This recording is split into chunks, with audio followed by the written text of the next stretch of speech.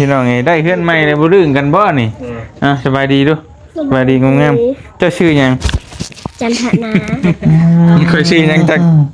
ตู้ใส่ถ้วยใส่บวงครบจบเฮ้ยเสื้อกับบ่ซักบ่มีน้ำฮะให้ดีบ่ให้ตัวจ้ะให้ดีรอได้พี่น้องเอ้ยลงมาเลยขึ้นเฮือนเจ้าแรกก็สิมื้อใดสิขึ้นแม่ว่าสิขึ้นมื้ออื่นมื้อเลยห่วยมันคือไว้ว่าชงเด้อผู้ใดทรงชงเด้อโดยใจเด้อใจเด้อโอเคปันกินน้ำกันเบ้งแม่เช้าบ่แม่เช้าเนาะโธ่ต่อมาส่งมองๆกับบาด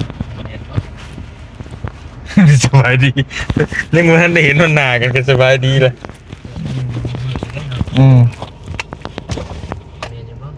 จิกจ๊ะสบายดีเด้อโดย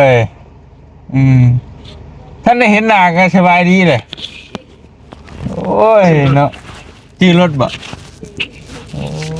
เอ้าเจ้าบ่คิดว่ารถบ่าวนุ่งบ่รถร้อนลงมีป้ายนี่อ๋อจือแต่ป้ายโอ้ย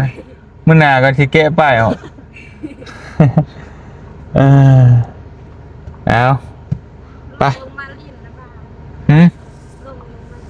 มันลุกไปลิ้นบ่ระเบาเท่าล่ะมันเบิดไว้ลิ้นได้เบิดเวลาลิ้นได้บ่แม่นเด็กน้อยโอ้ยโจกเด้อพี่น้องไงทักทายสบายดีเนาะบัดจุกูทุกคนวันนี้เฮากลับมาฮอดเฮือนน้องพินแล้วก็เฮือนน้องจันทนาไปเดี๋ยวลงทักทายกันอยู่ลุมเพิ่นแหละพี่น้องเอ้ยพอดีมาเยี่ยมยามทำข้าวเพิ่นสบายดีสบีได้โธ่มีแต่คนงามๆเนาะเฮือนก็งามคนก็งามโธ่พี่น้องเอ้ยเนาะมาบัดนี้เปลี่ยนเป็นลายดีเลาะนี่พี่น้องเอ้ยสบายดีเด้อกับทักทายสบายดีพ่อแม่พี่น้องเบิดสุขุทุกคนนะพี่น้องเนาะมารอบนี้ก็เปลี่ยนแปลงเป็นลายเนาะเทพื้นเรียบร้อยโอ้ยห้องน้ำเฮือนครัวครบจบเราไต่กันรังเดียวนะเทพื้นไปใส่ห้องน้ำจบร้อยตู้ซักผ้าตู้เย็นมีตู้สักสักผ้าคนครบเลยร้อยดีเจ้าเปิดกูเข้าเจ้าเป็นยังมันเป็นอะไรเดี๋ยวนี้คือเป็นยางบ้านเมื่อป้าก่อนสิเมื่อก่อนเด้อเลยไม่จะส่วนให้นั่งลิ้นนั่งกินเนาะก็บ่มีหยังบ่ได้กินนะว่านั่งลิ้นเนาะเฒ่าแล้วบ่อยากลิ้นนะไปเบียกงานเฮ็ดบ่มีบ่เฮ็ดแล้วแต่ว่าตอนนี้ดำหน้าแต่ว่าบ่ทันได้ดำเพราะว่าผมซาดำโตสบายดีอีกรอบสบายดีโดยคือพวกเขาจักกันแท้วันนี้พี่น้องไงได้เพื่อนใหม่เลยบ่รื่นกันบ่นี่สบายดีดูสบายดีงามเจ้าชื่อหยังจันทนาเคยชื่อหยังจักอยู่จักเคยอยู่เคยชื่อหยังเบาเตียงหยังเตียงทองใครอยู่ยังจือกันอยู่คิดว่าสิลืมกันแหละบ่ลืมบ่ยันบ้าจะมาลืมข่อยเคยเมื่อโดนเลยจะมาลืมกันโจเนาะมาบัดนี้พี่น้องเลยลึกแช่เฮยโอ้โตผู้เพื่อนครัวเบิ่งน้ำก็น้ำอันนั้นไหลน่ะเพื่อนครัวก็นอนได้นี่กว้างขนาดโจคักตู้ใส่ถ้วยใส่บวงครบจบร้อย จ้าโปรเกมมาจัง เวียด อืม กับเครื่องตู้ซักผ้านะตู้เสื้อผ้าได้ถึง อืมพี่น้องเอ้ยมีตู้เย็นอ๋ออืมมีแต่น้ำอืมตู้เย็นก็ได้มีตู้ซักผ้าบธรรมดาโอ้พัฒนาดีเสียเจ้าเย็บอืมแจ๋วแจ๋วแจ๋วมือเสื้อกับบซัก บ่มีน้ำ ฮะ บ่ได้มา2-3 มื้อแล้ว อ้าวเฮ็ดได้ฉัน บ่ฮู้ว่าน้ำสิกินยังบ่ อื มี ม จะทายได้เลย น้ำสิอาบน้ำทายบ่มีเลยนะ เอาไปตักเอาอยู่น้องคุณดิ น้องได้มี ลูกไปเอาอยู่น้องค่ะเลย ผมไก่ไปเลยเนาะ มันเปื้อนนะมันขุ่นต เอ้ ก ยคักคักคักคักพี่น้องเลยเนาะอ๋อเนาะไฟฟงไฟฟ้าพุ่นเนาะพุ่นเด้อน้องเด้อเฮ้ยโอ้กระดกกระเดี่ยแท้เจตนา ไปถึงขวด อืม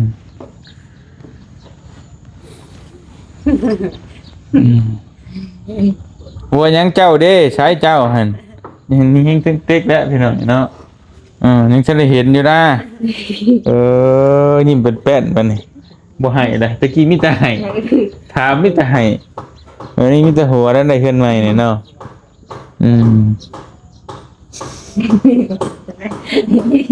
เอาวันนี้กันแล้วปะนี่ ยังไทย ไปยังเฮ้ให้ล่ะให้เฮียงเฮ้หินให้เฮียงบอกดีใจยังดีใจแล้วเพื่อนน่ะดีใจนะว่าฮะเฮ้ยมันป่านนั่นบ่เป็นบ่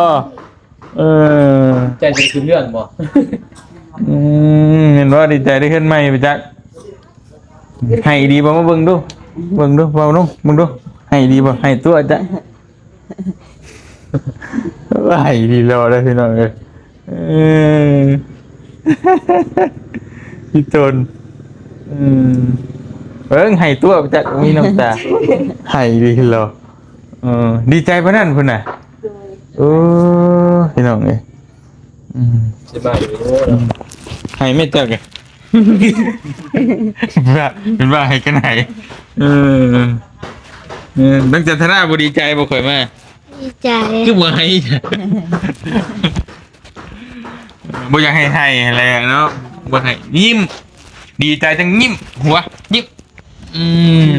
คนเฮาดีใจต้องยิ้มพี่น้องเนาะดีใจเกินบ่ เลย ว่าอีหลีนี่ อีลี ฮะ อีลี ค่อยไปจักมื้อระเบามื้อจักมื้อ บ่ฮู้ เป็นเดือนบ่ โดย เอ้ยหลายเดือนว่าไปเลยจักมื้อไผถ้วยถึก ประมาณเดือนปลาย โอ้ถึกอยู่นี่เดือนปลายพี่น้องนี่เนาะคือโดนบ่มันโดนบ่คิดว่าเป็นปี โดยเพราะว่าเตรียมไปโดนแจงอยู่ นั่น ยังว่าคือเป็น เอาน้องเบิ่งในคลิปเอง แล้วโดนมาเป็นปี แต่ว่าเขาเองหันยินว่าเป็นปีเพราะว่าโดนเดย์บริมาเลย ก่อนเนี่ยเขาเบื่อแล้ว บริเวณ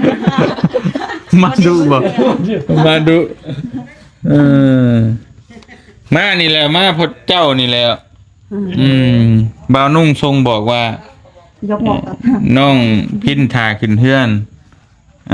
ก็เลยลงมา เลย ลงมาเลยขึ้นเพื่อนเจ้าแรกก็สิเมื่อได้สิขึ้น เอแม่ว่าสิขึ้นมื้ออื่น มื่นเลย เลย ห่วยมันคือไหวว่าแท้พี่น้อง มองเด็กซื้อมาแล้วบ่ โบบ่ทันได้ซื้อ บ่ทันได้ซื้อ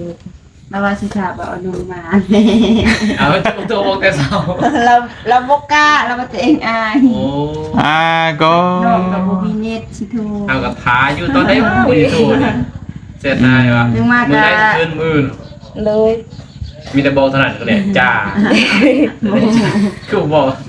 บ่หานได้นะอา โอ้ย มากะ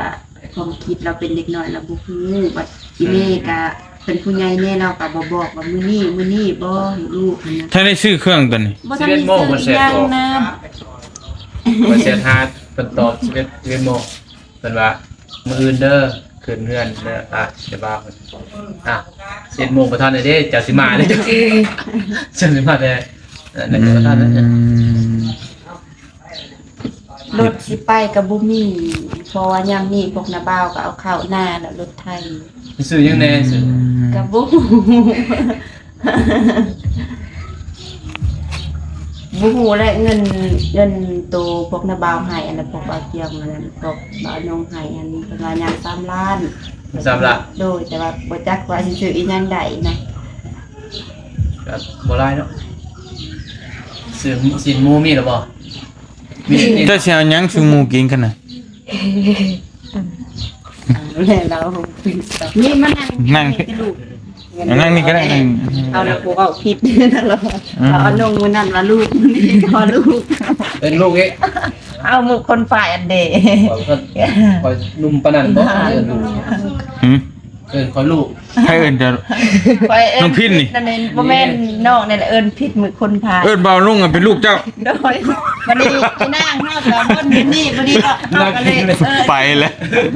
มันไปใช้ดิ อันแหละ มันคิดจะมันไปใช้ล่ะ แบบมันไปบ่ตรงเนาะ มันไปบ่ตรงมันก็บ่ตรงอยู่หรอกมันไปตรงก็จะเป็นได้นี่ เกิดเนาะ มันเกินแล้วนี่ ว่าเฮาสิเว้าแนวนี้มันไปออกแนวนี้ เออ คิดว่าบ่แม่นแนวนี้นะลูกเขาว่าคนฝ่ายบ่แม่นแนวนี้นะลูกก็เลยถือไปเว้าอดงน้องว่าบ่แม่นแนวนี้ลูกอันเนี้ย จักปีนะอายุจักปี 28 ปี นู่น เด้อหลาย ตัวครองหันเป็นลูกเขา เอิ้นแม่ซะ ครับคุณแม่ เอ้ยเจ้าของเศร้าปีไปเอิ้นเขา30ปลายว่าลูกก็ออกไปเรื่อยๆบาดนี่ท่านสรุปท่านได้ชื่อหยังเป็นบ่ตอนนี้ ยังนะเพิ่นบ่ได้ซื้ออีหยัง อืม บ่ทันได้ซื้ออีหยังเพิ่นบ่ฮู้จักสิคิดว่าสิซื้ออีหยังแน่เพิ่นบ่ทันฮู้ซำนา อืม หมู่บ้านซื้อเทคนิคอะไรเนาะมันหมู่บ้าน เด้อ มันสิท่านบ่แหละบืนท่านบ่ น้องก็ว่าบ่ทันซื้อ บ่ท่านก็เลื่อนไปอีกก็ได้ชื่อบืนมื้อฮื้อก็ได้ ซื้อมื้ออื่นมื้อฮื้อจังซื้อแล้วจังคืนเนาะ อืม อื่นก็ได้ เด้อ ได้ที่บ้านเจ้าเนาะ ได้ให้เย็น เด้อ เลย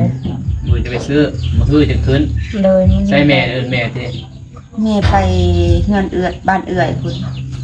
อืม ไปอ่ะ ก็บ่ฮู้เพิ่นแน่เพิ่นก็บ่แม่นสิได้บอกนำเฮาเราอยากไปก็เราก็ไป อืมจะไปก็ไปเลย เลยเราบ่ได้บอกว่าบ่ได้ขอว่าลูกตัวเองไปนี่แต่ว่าเฮาฮู้เพียงแต่ว่าดิฉันแม่นเพิ่นไปหาลูกนั่น ไปบอกว่า ไปบอกขึ้นเฮือนขึ้นศาลนั่นแหละ ขึ้นเฮือนขึ้นศาลนั่นน่ะ อันนี้ไปมืออื่นเราเขาคืนเขาเกี่ยมใช่ไหมเราบอกมาอื่นเรื่อยละมาเนาะ อืม ลูกละมาจะได้บัตร มันสิเข้ากันบ่ใช่ ลูกเขากันไม่บัตรเขาก็เราไปซื้อทางดีขึ้นแล้ว ตำรามันสิเข้าตำราบ่ บ่เพียงจะไปบอกนี่เขามาก็มา อืม มานอนนี่บ่ ก็แล้วแต่เจ้าถ้าแล้วแต่เจ้าเจ้าสะดวกกับมื้อใดขึ้นก็ได้ โดย แต่มื้อฮื้อก็ได้แต่บ่ให้เกินมื้อฮื้อได้มื้อฮื้อ คือกับเมื่อย อืม เพียงสิเมื่ออีกบ่สมเมื่อไว้อีกมาคราวเดียวกับเมื่อปุ๊บ เฮ็ดได้ ยา ซะ แห้งเนาะ อืม อยากได้ไม่อยากได้ มันเบี้ยนะก็ยากเบี้ยที่จริงเขาก็มันยังยากเบี้ยอยู่แต่ว่าลงมาหาเจ้านี่เดี๋ยวเจ้าบ่ได้นอนเฮือนใหม่ นอนเลย น้องพิมพ์ถาของ อืม ยันขึ้นมา ฮะ นอนแล้วแต่ว่าจีบข้อเพิ่น อืม แทนที่เขา ไปใช้บ่ได้ ไปใส่บ่ได้เฮ็ดเวียกเฮ็ดงานบ่ได้ เออก็บ่พอขึ้นซั่น ก็บ่ได้เวีย มันจะบ่ได้ดำหน้ามันสบายเด้นอนอยู่ กันบ่ดำหน้าก็บ่มีเขากินหน้า กะยามันสบายเออ สบายเฮ็ดก็เตียงขึ้นมา พี่น้องเอ้ยอ่ะมีแต่นั้นแหล้วกินข้าวกินน้ำแล้ว บ่เวียน ข้าวหันกิน แต่บ่มีของกิน กินแต่ข้าว กินแต่ข้าว จนเลย กินแต่ข้าวกับหน่อไม้หั่นเด้ อืม หน่อไม้แต่ต้มมื้ออันเด้ทานมื้อเย็น เดี๋ยวไปเบิ่งอันนั้นมาให้กันเด้อแป๊บหนึงเด้อสเต็กได้ เด้ไป ไปเห็นแตงโม ฮะ บ่เตียงไปแจกแตงโม โอ้บ่ได้เอามาแล้วมันเน่าบ่ได้แต่เอาแตงโมมาโอ้ยไปกินแตงโมเอ้าสบายดีช่าง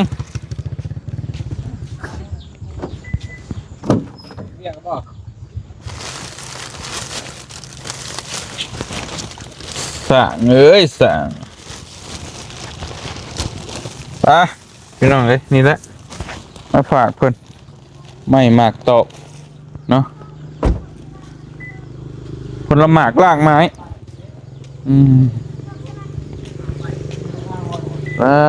เท่าพี่น้องเลย เอ๊ะหอยมีแล้วก็ตาลูกกระตา เอาจักมีเพื่อนสองหลังกับปานกันผู้ละทงเด้อผู้ละทรงทงเด้อ โดย ใจเด้อ ใจเด้อ โอเคปันกินน้ำกันแบ่งกันกิน กินอะไรก็กิน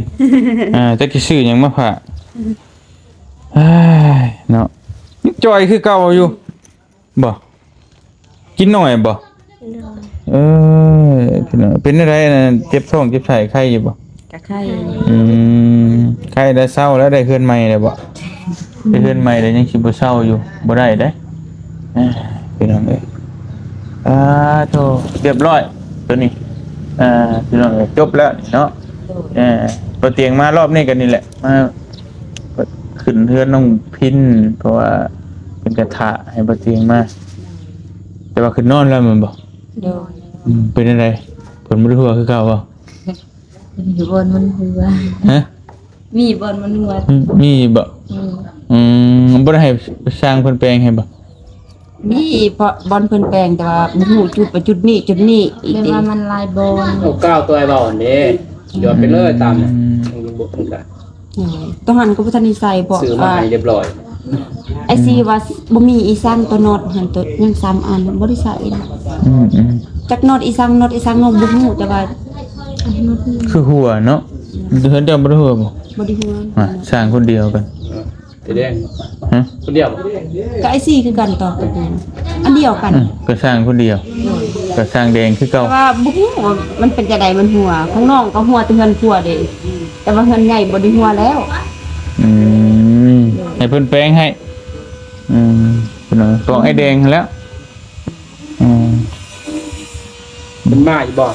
ไอ้แดง เลยแรกมาอยู่บ่ ก็บ่ได้นั่นคือ บ่ได้แวะ บ่ได้หัวแห้งติหัวแห้งบ่ เขาลองมันอยู่คนเดียว เมื่อคืนก็น้องเอาขึ้นใส่กุ้งน้ำมันย่อย เมื่อวานแหละก็บอกอยู่ไอ้แดงให้เอาเก้าลูกโป่นเอาขึ้นไปใช้ว่ามันบ่ได้เฮาบ่ฮู้ดอกเอาไปยอมมาเลย แม่นแต่ว่าคนก็ขึ้นนี่อันนั้นนี่ขึ้นใส่แล้วแต่ว่ามันบ่ฮู้ว่าบ่ฮู้จะได้อีกเนาะ เอาอันเดียวดิจะเพิ่นอันเดียวบ่ฮู้ดอกต่อเพิ่นไปเลยแม่นบ่ใช่ โดยต้องจบไปเลย ต่อบ่คือกันนะไอ้แดงเริ่มบ่เที่ยนแล้ว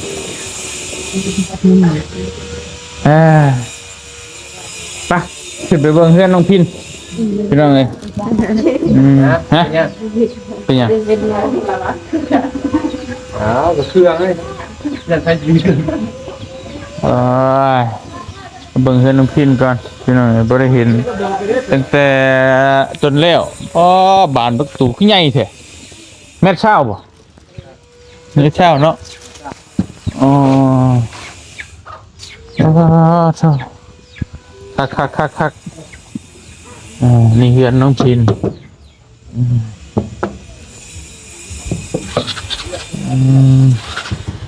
จ้าเอ๋ ลายตะเครื่อง สบายดีโธ่ต่อกันเลยนี่เนาะตรงมือนี่เป็นเพื่อนครั่วเลยพี่น้องอยู่บ้านนี่ มานี่แล้ว คักอันนี้มองนั่งลินบ่ได้เรื่องอยู่ต่อกันเลยโธ่พี่น้องเลยใช้มองได้มองหัว บนนอดเลย มองนอนอีกโอ้คือหมาน เฮ็ดอยู่เพื่อนเก่าเลยกะผลหัวอยู่มองนอนเพิ่นมาเฮือนใหม่ก็ยังหัวอยู่พี่น้องเอ้ยมันเป็นได้ไดตอกกระปูบ่ถึกบ่ คือสิ บ่ถือ ว่าดอก เขาผมยังไง เขา คือ ไง เมื่อยเลย คนได้หัวนี่แค่ตัวนี้บ่ เฮ้ยเมื่อคืนน้องยังนอนสปูนอนบ่ได้แบบน้องตื่นแต่นอนนะแบบน้องยินฝนตกเด้พอดีน้องลุกนะมันเคยย่อยแล้วเด้ดีน้องขับรถแบบสปู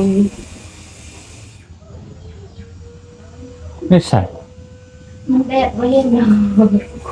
ก็ขึ้นเบิ่งทั้งหลังเพราะได้ถึงหูอ๋อ คือพูดเลย บอกให้เล่ามาเฮ็ดให้แล้วบ่ได้เฮือนบักงามสิบ่มันหัว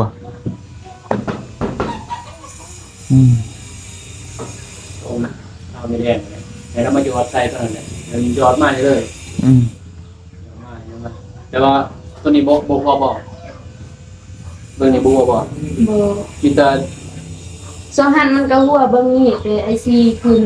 ปิดดาวเด้ก็ขึ้นตอกตะปูแล้วมันเซาหัวแล้วยังแต่เบิ่งนี่แล้วเบิ่งนี่เพิ่นถามว่าน้องว่าตัวเองบ่ฮู้มันมีหลายบอนหลายจุดเด้ เดี๋ยวนี้เด้ เฮ็ดนี่น้องบ่ฮู้ หัวแล้วบ่ นอนหมองไผหมองมันบ่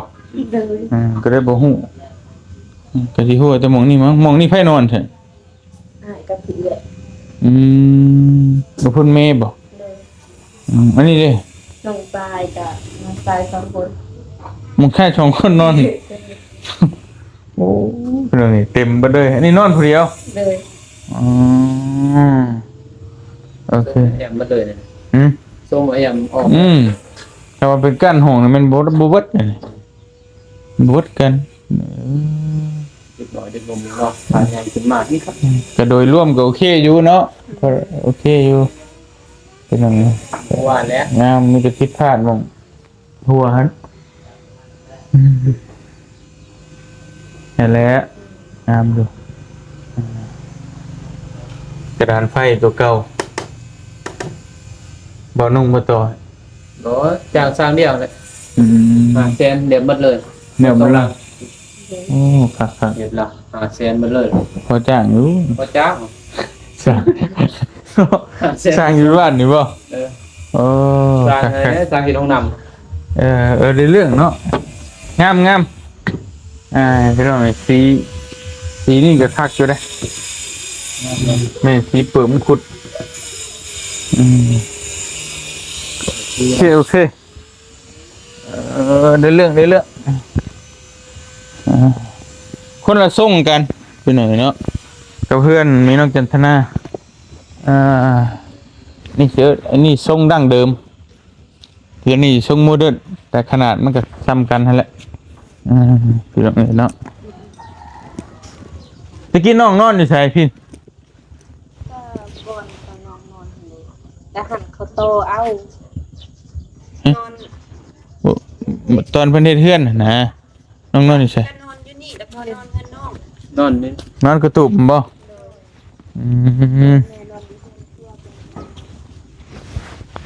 งามพี่น้องเนาะก็สำนั่นแหละเฮือน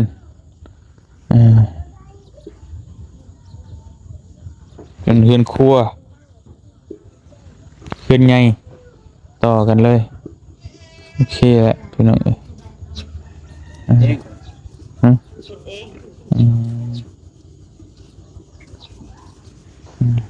ตัวนี้ได้ท็อปชุดในลาวใต้ปูพืชเลยปูพืชเรือนครัวห้องน้ำ เดี๋ยวไปกูมุยนะ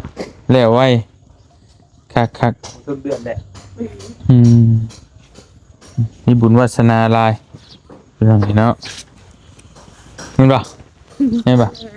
โดยโอ้ยเนาะเป็นอย่างนี้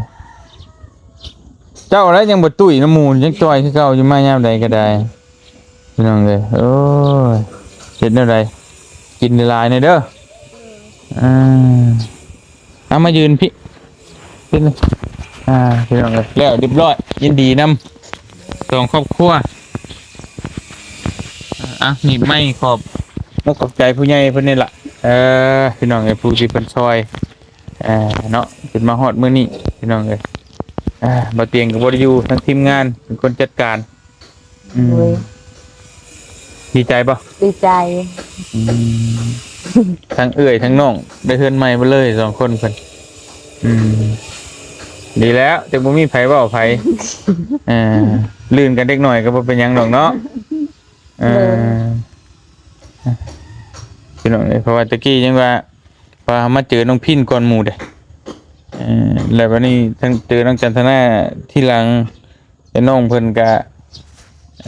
ได้เฮือนก่อนนะแต่วันนี้ทั้งแต่เฮากับอีตนน้องพินแต่ว่าน้องพินก็นอนปนหัวใส่ต๊อกอยู่เฮือนเก่ายังบ่ได้น้ำหมู่แล้วนี่ก็ได้แล้วได้เบิดทุกคนแล้วดีใจแต่คนก็ยังหัวคือเก่า เป็นเวรเป็นกรรมยังบ่รู้ นอนอยู่หม่องเก่าอีกนะให้พ้นหัวอีกเก่าเฮ็ดเฮือนใหม่เลยก็โอ้ถึงเป็นสะหัวมึงก็บ่เนาะ หัวหม่องอื่นก็บ่นะสิเอาหัวนี่นะหัวจะน้องพิน คนมันเคยตากฝนนอนตากฝนก็นอนตากอยู่ฮะเอาเดี๋ยวกันเดี๋ยวให้ช่างมันมาอุดให้เนาะบ่ยากดอกเดี๋ยวมันดีแหละสังกะสีมันดีแหละพี่น้องเอ้ยดีใจนะมีแต่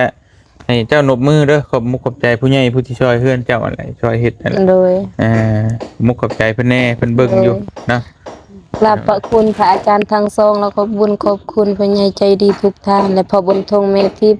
และอาจารย์ไพฑูรย์และพระอาจารย์หลายหักอยู่ฝั่งไทยและพ่อทวนแม่แวะ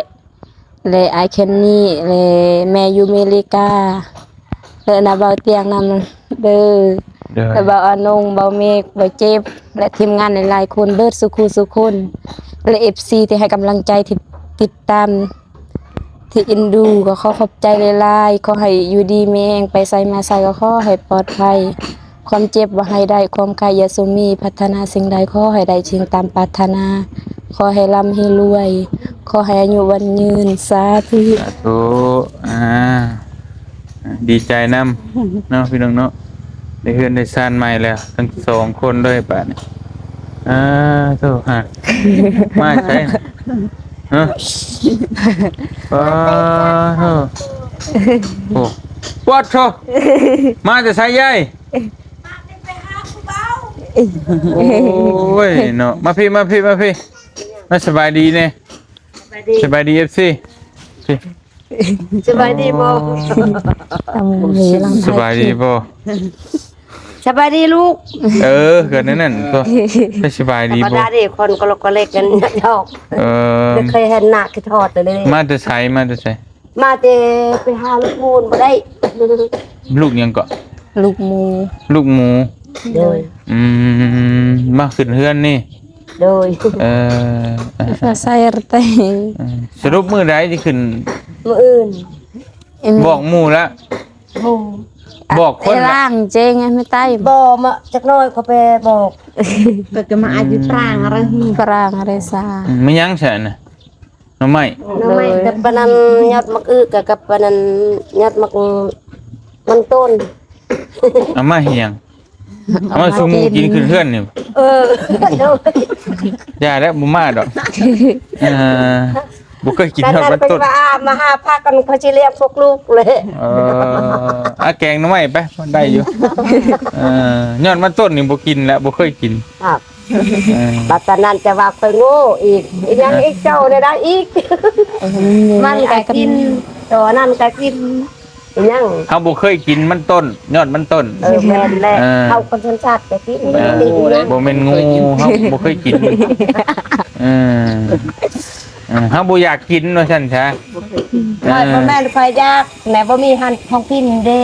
บ่มีกินก็กินกับเกลือก็ได้ บ่น้ำเข้มเลย เข้ม กินก็ยัก กินกับน้ำตาลก็ได้ซั่น บ่น้ำมันหวานนะ เอ้าเกลือก็เข้มน้ำตาลก็หวานกินกับหยังกินกับพริกไปแล้วก็มาพริก เอาเผ็ดบ่มีเด้ มาพริกมันเผ็ดอีก มันบ่เผ็ดตอนนั้นมันเสพกินแจวตำแจวจุหั่นก็เอาผักพายต้มก็กินจำบ่เป็นหยัง ไผนี่ ไอ้ช้อน ไอ้ช้อนคือไผ ไอ้ช้อนบ้านเฮาเอง ติกะวันนี้ดิเงินดังนึง เขาบอกคุณไปส่งแผนนั้นไปหานั้นลูกหมูมันบ่เป็นบ่ได้ ไปหา บ่มีเงิน ไปป้าไปลงก็แท่งตัวงามพอดี เอ้าใครไปแค่นั้น ทุกประชาล่ะไปอันนั้นเพื่อนพวกนั้น ไผสิไปประชุมประชาคือไผสิไปแบบอายุอาญะแบบแนวบ่งามหั้นนะไปหาคนต้องไปงามๆประมาณนั้นพี่น้องบัดมันใช่เลยหับกะจิกบัดโซกะจิก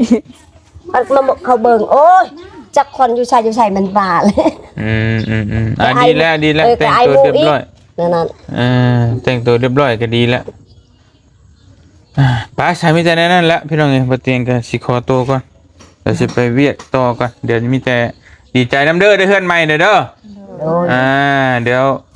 พี่น้องเอ้ยเพิ่นขึ้นเฮือนพุ่นน่ะเดี๋ยวสิบ่แน่ใจว่ามื้ออื่นหรือมื้อฮื้อก็จังว่ากันแต่ว่ากับเพิ่นใน2มื้อนี่เดี๋ยวเพิ่นสิเตรียมเครื่องท่านบ่รู้ว่าจังใดก็จังว่ากันอีกเทื่อนึงเนาะจะได้ก็ขอบมุกขอบใจขอบคุณทุกคนหลายๆเด้อ FC บัดจุกุทุกคนที่ติดตามและก็ฮักเพลงพี่น้องเอ้ยติดตามโดยตลอดมาให้อยู่ดีมีแฮงบัดจุกุทุกคนเนาะที่ซอยน้องเพิ่นทั้งสองครอบครัวความเจ็บจะสุดได้ความไข่จะสุมีขอให้ร่ำให้รวยให้โชคให้มานเดินทางไปทางใดก็ตลอดปลอดภัยเด้อเนาะขอบมุกขอบใจหลายๆสาธุดีใจน้ำน้องเพิ่นสองคนได้เฮือนใหม่อยู่แล้วบาดนี้ น้องก็ดีใจถ้าบ่มีงานบัดเที่ยงมื้อนั้นกับพวกน้องก็บ่มีมื้อนี้ ก็เบิดทุกคนนั่นแหละ โดยแล้วก็ทีมงานหลายๆคนนั่นแหละที่มาซอยพวกน้องนั่น โดย โดย ไผกับบอติเลยทอดมุดควันเลย ดีใจอยู่บ่ได้ฮอดพี่ ดีใจ บ่คิดบ่พันเลยเนาะ บ่คิดว่าสิได้เฮือนครัวต่อแล้วก็บ่คิดว่าสิได้อันนั้นตู้ซักผ้าหรือว่าตู้เอาไว้ถ้วยบ้วงหรือว่าตู้เย็นน้องก็บ่คิดแต่ว่า เกินสิ่งที่เฮาคิดมาเลยเนาะ เกิ เกิ น นลายแล้วพี่น้อง แม่นโดย ที่จริงน้องเพิ่นบอกมันบ่เตียงกี่ว่าขอแค่เฮือนดูดี โดย ๆผลบ่ฮู้ว่าบ่หยังก็ได้แล้วนะแต่ว่านี่มันเกินความฝันน้องเพิ่นสิได้ก็ดีใจนำ โดย มีแต่รักษาเอาเด้อ โดย เพิ่นเฮ็ดไว้ให้แล้วก็รักษาเบิ่งแย่งเอา โดย นั่นแหล้วเพื่อสิได้มาฮอดพี่มันก็บ่แม่นง่ายๆ โดย ไปสำหรับมื้อนี้บ่เตียงขอตัวจบคลิปไปเพียงเท่านี้ก่อนพี่น้องเอ้ยจะได้ก็ให้อยู่ดีมีแฮงเบ่สุขทุกคนสบายดีเด้อพี่น้องเด้อ สบาย โจ ดีเด้อ ต่อกันช่วงหน้าเนาะ